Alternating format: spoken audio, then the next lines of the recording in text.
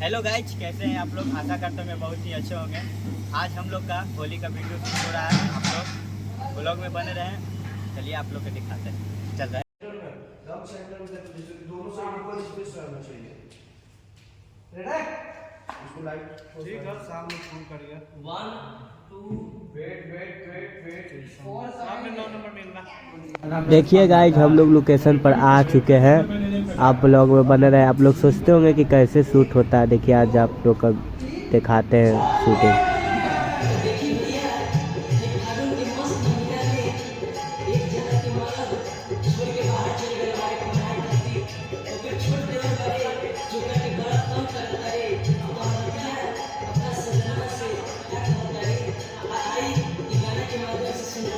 बहुत बढ़िया ही सॉन्ग है। आप लोग यूट्यूब पर जाइए, पटनिया बॉय सर्च मारिए।